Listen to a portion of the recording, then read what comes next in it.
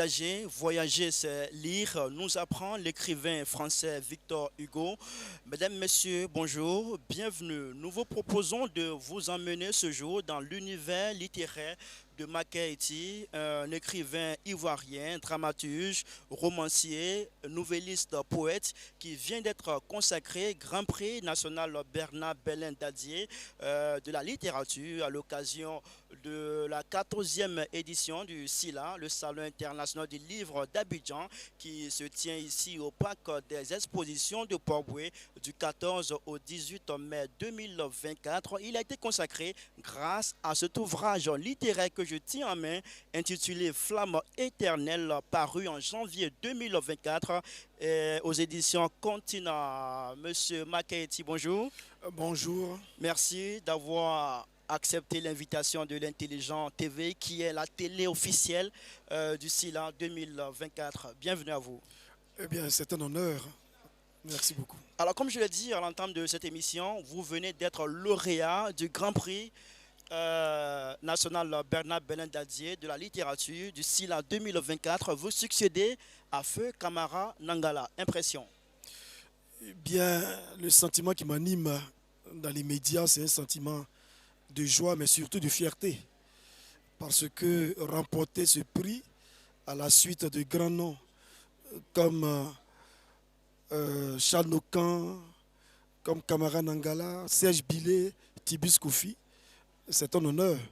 Parmi tous ceux que j'ai cités, je suis le plus jeune.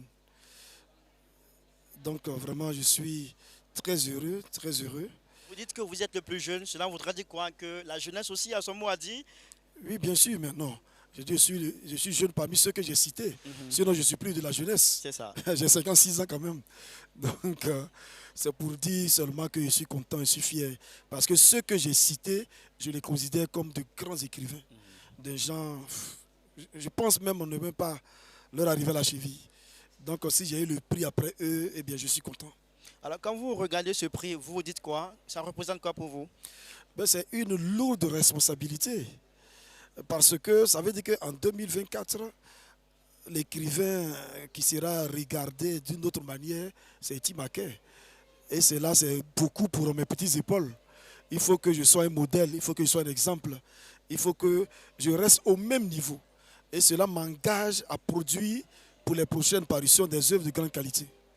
Alors, avant d'arriver à ces prochaines parutions, ces prochaines œuvres, parlons de celle-ci, celle qui vous a permis d'être lauréat de ce grand prix après des grands noms de littérature tels que Serge Billet, qui est l'auteur invité d'honneur pour ceci-là, après Camara Nangala. Flamme éternelle, de quoi s'agit-il? Oui, Flamme éternelle est une œuvre poétique. Mais la différence des autres poétiques, ce n'est pas un recueil de poèmes. Un recueil de poèmes, c'est dans le livre, il y a plusieurs poèmes. Mais ici, c'est un seul poème, du début jusqu'à la fin. Mais divisé en 4 souffles. Donc, ce poème-là, Plutôt 5, je vois que ouais, c'est 5 cinq souffles. cinq souffles. Ce poème, c'est un texte qu'un homme épris d'amour adresse à celle qu'il aime après qu'il a été dévasté par la désillusion, par la déception. Donc il lui adresse ces mots pour la reconquérir, mais aussi pour se reconstruire. Donc c'est un texte qu'on lit avec beaucoup d'émotion. Généralement, les gens n'aiment pas la poésie, ils aiment les romans. Mais ce texte-là, quand vous le lisez tranquillement, forcément, vous êtes traversé par des frissons. Pourquoi l'amour? Est-ce l'identité du poète? Non, j'aborde tous les thèmes, notamment les thèmes politiques. Mais je dirais pourquoi pas l'amour. Hein? Vaut mieux faire l'amour que faire la guerre. Donc l'amour est un thème universel et dans un contexte de déchéance, de chute des valeurs, il faut à chaque fois rappeler qu'il y a aussi l'amour. Une façon de rester vivant. Parce que c'est l'émotion qui fait la différence entre un homme et un animal. Alors, pour vous, le genre poème le plus adéquat, le plus approprié pour vous, pour ce message? Oui, il n'y a pas un genre mieux approprié que la poésie lorsqu'il s'agit du thème de l'amour. On peut parler d'amour en écrivant un roman, des nouvelles, mais la poésie est tellement adaptée à l'amour que je pense que c'est le genre qu'il lui fallait. Souvent, je dis que sans amour, la poésie s'écroule. J'aime dire ça. Sans amour, la poésie s'écroule. S'écroule. Alors, on espère, on prie Dieu pour ne pas que cette poésie, cette belle poésie s'écroule pour le bonheur des amoureux du livre. Alors, est-ce l'histoire de Makaïti? Non, non, non, je n'écris pas mon histoire. C'est vrai que lorsqu'on écrit, on écrit avec ses sentiments, avec son cœur, avec sa passion. Donc on a forcément une partie de nous-mêmes dans l'œuvre. Mais il ne s'agit pas d'une autobiographique, il ne s'agit pas de moi. C'est une histoire inventée dans laquelle toute personne peut se retrouver. Vous l'avez dit, l'œuvre est scindée en plusieurs, Cinq. en 5 souffles. Pourquoi l'intituler souffle? Eh bien, j'ai voulu seulement faire de l'original parce que c'est le souffle qui nous permet de vivre. C'est le souffle aussi indique les différentes pauses. Quand on s'adresse à quelqu'un, on dit il faut prendre ton souffle. Exactement. Donc quand vous parlez jusqu'à un moment, vous vous reposez et vous continuez. Donc le souffle, cette division permet au lecteur de s'arrêter un peu, souffler et de continuer. Alors, Maka, ce qu'on remarque aussi dans votre ouvrage, juste à la page 19, on remarque que vous faites fi des codes de la poésie. Vous le dites, des vers, je n'en ferai point, Oui. des poèmes, je n'en accoucherai point, je me ris de la rime. Pourquoi se démarquer des codes de la poésie? Oui, c'est un homme dévasté par la déception qui parle. Il écrit, donc il n'est plus dans son assiette comme on le dit. Il est traversé par de vives émotions, par la douleur. Donc lorsque on est dans cet état d'esprit, on n'écrit pas comme on écrit avant. Au lieu de chercher les rimes, ce mot rime avec quel mot? Non, il écrit tel que les mots lui viennent. Mais en même temps qu'il pense et écrit dans le désordre, ce désordre-là même est un ordre. Et c'est très beau. La poésie, ce n'est pas un exercice de rime. La poésie, c'est le rythme, c'est l'originalité des images. Et je pense que c'est cette originalité qui me tient. Pour vous, qui c'est me la tient à plus cœur. belle forme poétique? La poésie? Oui. Sortir des rimes, des vers. Non, non, non, les La vers d'accord, mais pas classification. forcément la rime. Mhm, Pour moi, ce qui fait la poésie, c'est le rythme. mhm. C'est le rythme. Ce n'est pas les rimes, mais c'est le rythme. Quand vous lisez, il y a une cadence, il y a une cadence, il y a un rythme qui vous émeut. Et c'est ça qui est important. Ce n'est pas quand j'ai dit rive, j'ai dit dérive. Quand il dit élève, j'ai dit élève. Non, non, ça, c'est pas la poésie. Et ça fait combien de fois que vous candidatez à ce prix? Ou c'est la première fois? Non, non, non, c'est la troisième fois, je La pense. troisième fois? Oui, la troisième fois. L'année passée, je ne l'ai pas fait. L'année surpassée, et puis il y a après 4 ans en arrière. Hmm. Et cette année, ça a été, Ouais, ça a marché pour vous? ça marchait, j'en suis vraiment heureux. Et la petite histoire que l'œuvre a été éditée par les éditions Continent. C'est ça, C'est un éditeur du Togo, du Togo c'est à Lomé. à Lomé. Donc mon éditeur, quand je lui ai demandé, mais j'aurai mon livre quand? Il dit en juin. Et juin, c'est après le SILA. Mais vous êtes aussi éditeur. Pourquoi Oui, oui, oui. vous n'avez Non. pas édité ce livre? Non, et non, que c'est- je préfère le faire par quelqu'un d'autre. Pourquoi? Non, juste pas. Je pense que quand un éditeur fait lire le livre par son comité de lecture et qui dit non, le livre est bon, on doit le publier, il y a quand même une fierté qu'on éprouve. C'est un souci de qualité qui vous a Voilà. amené là-bas. Maintenant, si c'est moi-même, bon, moi quand je lis, je trouve que c'est bon. Et je me publie, je me publie. Je ne sais pas si vous comprenez ce que je dis. On voit. Mais c'est un autre qui dit que non, c'est bon, on doit le C'est ça. publier. Donc l'éditeur dit le livre va sortir en juin. J'ai dit non, non, moi je vais participer au concours. Donc il a accepté d'imprimer quelques exemplaires. Et voilà. Quand je lui ai donné l'information, il va dire ah, vraiment, tu avais eu raison. Si attendant en juin, c'était perdu. En tout cas, félicitations à vous. Qu'est-ce qui a fait la différence pour vous? Moi, je pense que c'est l'originalité. L'originalité. Lorsqu'on parle de poésie, on voit un recueil de plusieurs poèmes, on voit un exercice de rime, mais ici, c'est un mélange de vers, de prose, de vers brefs, de longs vers. Et il y a ça fonctionne comme un récit. Et puis, c'est ce qu'on appelle un poème à long souffle. C'est-à-dire du premier mot jusqu'à la fin, c'est un seul poème. Ce n'est pas plusieurs poèmes, c'est un seul poème. Et je divise en souffle, tout juste pour que le lecteur respire de temps en temps. Alors, votre prix porte le nom d'un illustre écrivain ivoirien, sinon africain et même mondial, Oui. Feu Bernard Belin Dadier. Qu'est-ce qu'il représente pour vous? Comment vous le définissez? Bien, c'est notre référence absolue. C'est parce que nous sommes ivoiriens que on ne prend pas la chose vraiment au sérieux. Bernard Dadier fait partie des plus grands écrivains euh, d'un point de vue mondial. Donc en Côte d'Ivoire, c'est notre référence, c'est notre ancêtre, c'est notre matrice. Et comme l'a dit un confrère, il s'appelle Kofi Kouele, il dit Bernard Dadier, grâce à Bernard Dadier, on est obligé de monter sur la pointe des pieds pour pouvoir l'atteindre. Parce que si on reste debout, il est trop haut. Donc il nous oblige à monter sur la pointe des pieds. Lorsque un non-national prend un livre et que c'est mal écrit, il dit mais c'est pas possible, tu viens du pays de Bernard Dadier et puis tu n'écris pas comme ça. Donc chaque fois qu'on écrit, on a son image dans nos têtes, on est obligé de nous, sommes obligés de nous supposer. Voilà. Pour la valorisation de l'image voilà. De ce référent, ce grand homme littéraire. Voilà. Et donc quand le prix porte son nom, évidemment, le prix aussi a vraiment une grande valeur. Dadier, c'est pas n'importe qui. Et c'est quoi la suite? Vous avez parlé de production future. Oui. Vous pensez à quoi concrètement? Bon, j'ai des livres en chantier. Et je pense que la prochaine, c'est une production théâtrale, une œuvre théâtrale qui est en cours, qui est presque finie. Et puis un conte. Voilà. Je veux toucher tous les gens comme Bernard Dadier. J'ai déjà écrit des romans, des pièces de théâtre, de la poésie, des nouvelles.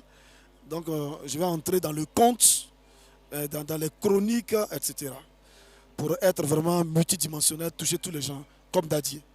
Alors, dans combien d'années comme ça, le prochain livre va sortir? 2 ans, 3 ans, 1 an? Non. Chaque année, j'écris au minimum 2 livres. Chaque année. J'écris au minimum 2 livres. Bon, des confrères sont étonnés, mais en réalité, je le fais parce que, en dehors du travail, il est difficile de me voir à Abidjan ici. Quelqu'un qui va se promener, va me rencontrer quelque part, c'est rare. Je suis à la maison. À la maison. Le travail, de cogiter, la réfléchir. Maison. Je lis et j'écris. Vous lisez combien de livres par jour? Non, pas par jour. Dans le mois? Oui, non, ça a diminué.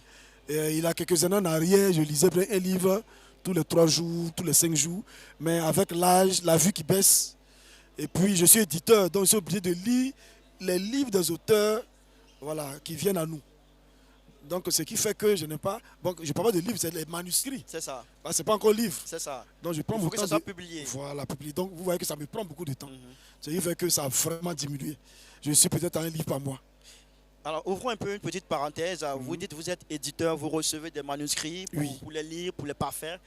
Quel est votre regard, quel constat que vous faites quand vous recevez ces manuscrits en termes de qualité? Oui, non, c'est vrai. Hein. Avec le boom de l'édition, tout le monde se lève et tout le monde se met à écrire.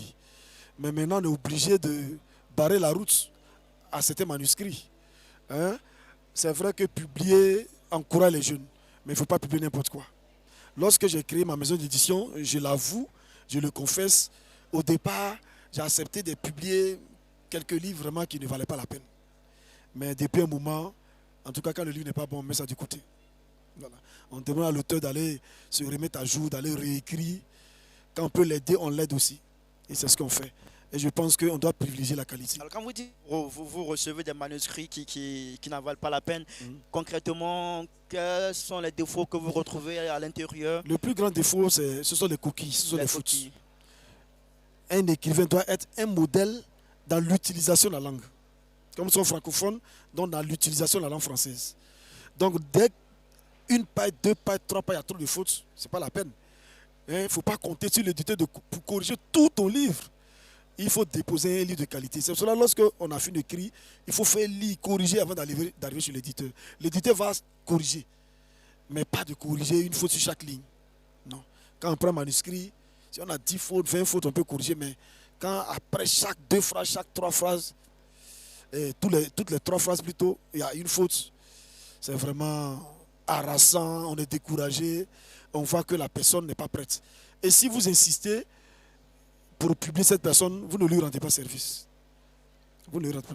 Nous sommes du pays des Dadier. Donc, à vous entendre parler, les éditeurs doivent être rigoureux. Oui, hein, ils l'ont dit à la cérémonie. La maison d'édition doit avoir un comité de lecture qui sélectionne les livres et un comité de correction qui corrige les livres. C'est vrai, les correcteurs, il faut les payer, mais il faut passer par là pour qu'on vous prenne au sérieux. Vous pouvez avoir l'argent, publier les livres, apparemment c'est joli, de belles couvertures, mais s'il y a des fautes, c'est vraiment difficile. Et je suis heureux d'être parmi ceux qui publient au maximum les universitaires. La plupart de ceux que je publie sont des universitaires. Et j'en suis fier. Il y a de grandes maisons en Côte d'Ivoire. Et donc, si des universités viennent vers moi, le petit éditeur, c'est quand même intéressant. D'accord. Alors, Makaïti, vous êtes aussi Grand Prix des associations lettres pour la geste de Brequet, c'est la poésie. Grand Prix de poésie africaine d'expression française en 2019 pour mes Sainte Mais Colère, poésie également. Finaliste du Grand Prix Ivoire 2019 pour le chant du Kora Fola, poésie également. Et deuxième prix d'excellence du président de la République catégorie littérature en 2020. Oui, là c'est l'ensemble des mesures. On voit que la majorité de vos prix reposent sur la poésie. Oui, c'est vrai. Et je l'avoue, je suis poète à l'origine. À l'origine, à la base, je suis poète. Mais comme l'a dit notre maître Bernard Zadi, il dit en Afrique, les gens ne lisent pas beaucoup. On n'entre pas en littérature par la poésie. Si tu veux te faire connaître, il faut écrire d'abord un roman, un recueil de nouvelles. Quand la notoriété est assise, maintenant, on peut écrire la poésie. Et c'est ce que je respecte. Et aujourd'hui, vous venez d'ajouter ce prix-là, le Grand Prix national Bernard Dadier de la littérature pour le SILA 2024. Parmi tous ces prix, lequel vous rend le plus fier? Qu'est-ce qui vous représente le plus? Oui, bon, je dirais le prix Bernard Dadier. Parce que d'abord, le prix porte le nom de notre référence, un grand écrivain et il est ivoirien. Et le prix aussi succède, je viens après de grands auteurs. José Guébo, Serge Billet, Kamara Nangala, Tibus Kofi, Chan Nokan. Donc je pense que c'est ce prix qui me remplit. Sinon l'autre prix des associations littéraires, ce qui est intéressant, c'est que ce n'est pas un prix qui a été lancé en Côte d'Ivoire. C'était au Cameroun. Et être à Abidjan, envoyer ses livres au Cameroun, le jury n'est pas ivoirien, c'est un prix international. Et j'étais en finale avec un Chinois, un Français, un Togolais, on était 5 et j'ai remporté ce prix. Donc là aussi, il y a une certaine fierté. C'est ça. Mais comme celui-là est ivoirien, évidemment, ma façon de marquer mon patriotisme, s'il faut choisir, je choisis le prix Bernard Dadier. D'accord. Alors, Makaïti, vous le savez, hein, Serge Billet, qui fait partie des écrivains qui vous ont inspiré, l'auteur invité de ce SILA 2024. Il a fait une communication lors de la cérémonie officielle de proclamation des résultats pour ces prix nationaux-là. Il a invité les lauréats à l'humilité à partir des témoignages, des échanges qu'il a eus avec Aimé Césaire. Qu'est-ce que vous en pensez? Bien, ce qu'il a dit rencontre totalement mon adhésion. Ceux qui me connaissent, bon, il est difficile de parler de soi. On dit le moi est haïssable. Mais ceux qui me connaissent, ceux qui me fréquentent, savent comment je suis. Je préfère vraiment passer presque inaperçu. Je vous fais un aveu. Il y a un universitaire qui est venu vers moi, qui a proposé d'organiser un colloque sur mes œuvres. Et je lui ai dit que pour le moment, je suis vraiment petit. Je préfère qu'on attende peut-être dans 2 ans. Voilà. Parce qu'ils ont organisé des colloques sur Dadier, colloques sur Kourouma, colloques sur José Guebo, sur Tibus Kofi, Bandama Maurice. Et puis tout d'un coup, colloque sur Etibake. Je pense que c'est trop tôt. Donc j'ai décliné l'offre parce que j'ai mes âmes à faire encore. J'ai du schéma à faire. Vous n'avez pas besoin d'être mis à la lumière, vous n'avez pas besoin de ça ça? viendrait. Non, pas besoin parce que je suis déjà une lumière en tant qu'écrivain. Belle phrase poétique. Ouais. Merci beaucoup à vous, Makaïti. Un regard sur le SILA qui est à sa 14e édition cette année. Ouais, le SILA va en grandissant, en prenant du muscle. Et lorsqu'on nous a dit que cette année c'est au parc des expositions, le lieu, je le connais, c'est vaste, c'est grand, c'est beau. Mais mon appréhension, c'était le public. Est-ce que le public va faire le déplacement? Parce que c'est loin et le commissaire nous a rassuré qu'il faut qu'on commence quand même. Si le public s'habitue, si tu aimes le livre, tu vas te déplacer. Et votre constat, c'est lequel? Oui, bon, vraiment, je peux dire que je suis satisfait parce que je pensais qu'on allait moins de visiteurs. C'est le premier jour, donc on ne peut pas faire encore de bilan. Mais demain, qui est mercredi, qui est généralement le jour des élèves et étudiants, je pense que le nombre de visiteurs va monter. Maintenant, le samedi, qui est un jour férié pour tout le monde, ce sera le top. Vous aviez également fait une visite de stand après la réception de votre prix. Non, non, avant. Je l'ai fait Avant. avant. Avant. Et je pense qu'il y a eu une augmentation du nombre de stands. Et puis les stands sont de plus en plus beaux au niveau de la décoration. Ce qui est vraiment extraordinaire. Et nous, les petits éditeurs, on va s'accrocher pour suivre les autres. Quand on voit les décorations, on sent l'originalité, la créativité. Et vraiment, je suis fier. Ceci-là, c'est le plus grand de l'Afrique de l'Ouest. Et peut-être même de l'espace francophone. C'est parce que nous sommes ivoiriens qu'on ne le sent pas trop. Alors, Makaiti, vous l'avez signifié, Makaiti, c'est deux productions, au moins par Oui, an. au moins. Euh, Est-ce que vous vivez de votre plume? Non, non, non, je suis fonctionnaire. On ne vit pas de notre plume. Tant qu'il n'y a pas beaucoup de lecteurs, beaucoup de lectures, tant que les livres ne seront pas achetés comme des petits pains, on ne peut pas s'amuser à vivre du livre. Tous ceux que vous voyez, ce sont des enseignants, des journalistes, des ingénieurs, des médecins. Ils ont un métier à la base. Et puis le livre, c'est leur deuxième activité. Voilà.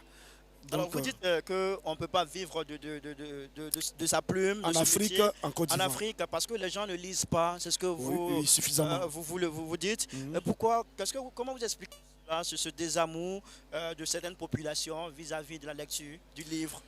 Oui, c'est ce que je disais au départ. Bon, hors micro, bien Mhm. sûr. Il faut éduquer la population à aimer la lecture. Même aimer, il y a une éducation. Même aimer. Si chaque jour, on entend de la musique à la radio, à la télévision, à la radio, à la télévision, on va finir par aimer la musique. Si chaque jour, on nous montre le football. Avant, en Côte d'Ivoire, lorsque on n'avait pas les chaînes internationales, on aimait bien la SEC et puis l'Africa. On se battait, on faisait des classements, il y avait une rivalité saine. Mais maintenant, à force de nous servir le Champions League avec le bouquet Canal, vous remarquerez qu'on a commencé à être les grands supporters de Real, de Barcelone, Au lieu de des grands Manchester. supporters de Voilà. Makaiti, de Bernard Dadier et Ou même de autres. la SEC, si il reste dans le domaine du sport. On ne parle même pas trop de la SEC. Donc la télévision est un puissant instrument d'éducation de la masse. Si la télévision montre une chose régulièrement, on finit par aimer cette chose. Voilà. Alors, Et- vous et- accusez les médias sont à la base non, le de mot ce accusé désamour. est trop dit. C'est-à-dire les médias ne doivent pas dire que nous, ce qui est important, j'ai déjà écouté les grands patrons des médias. Nous, c'est l'audimat. On veut un journaliste, une animatrice que les gens aiment pour avoir un grand public. Alors que le public aussi peut se construire. Vous faites une émission littéraire, vous restez fidèle, vous fidélisez ceux qui regardent. Et le nombre de téléspectateurs va augmenter petit à petit. Les Bernard Pivot dont on parle, ce n'est pas en une journée. C'est sur plusieurs années. Au Sénégal, les émissions comme Impression de Sada Khan. Mais les médias aussi ont besoin de faire du Du profit, des chiffres pour Oui, continuer oui, d'exister. je sais cela. Il faut savoir faire l'équilibre quand même. Mais mettre le livre totalement à côté, que vraiment, c'est pas bon. Pas le chiffre, hein. Si on veut faire le chiffre, on peut vendre la drogue pour faire rapidement des chiffres. D'accord. Alors, pour terminer, Makaiti, qu'est-ce que vous proposez comme solution pour donner plus d'éclat à l'industrie du livre en Côte d'Ivoire? Oui, je pense qu'il faut éduquer la masse à la lecture. D'accord. Et chacun a son rôle dans ce combat. Les écrivains doivent produire des livres de qualité. Les éditeurs doivent éditer des livres de qualité. Les familles doivent éduquer les enfants à aimer le livre. Lorsqu'on parle de cela, papa doit prendre l'enfant, ses enfants, son épouse et dit, bon, de la même façon qu'on va au glacier, on s'assoit, on invite, on achète de la glace, de la même façon, on va avec les enfants aussi là. L'enfant qui voit les auteurs, qui échange avec eux, qui touche le livre, qui le retourne. C'est petit à petit qu'on éduque les enfants. Et évidemment, les journaux écrits, la télévision, la radio, chaque organe doit avoir une page, doit avoir un temps pour la littérature. Il faut que ça soit un combat de tout instant. Maintenant, le gouvernement lui-même a son mot à dire en investissant dans le domaine du livre. Financer l'association des éditeurs, financer l'association des écrivains. Parce que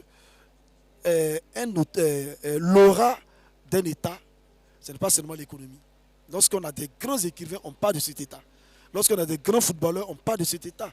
Lorsqu'on a des grands acteurs de cinéma, on parle de cet État. Dans tous les domaines, on doit apprendre à aimer le livre. Lorsqu'on parle de Silla, à l'ouverture, le président de la République est là. À la clôture, le Premier ministre est là. Les jeunes disent, ah, vous avez vu, cette année, le président était là-bas.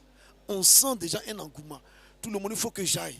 Et c'est comme ça que les choses changent doucement, doucement. En France, au Sénégal, deux pays que je connais, c'est une tradition. À l'ouverture, le président ou le premier ministre est là. À la clôture, c'est l'autre.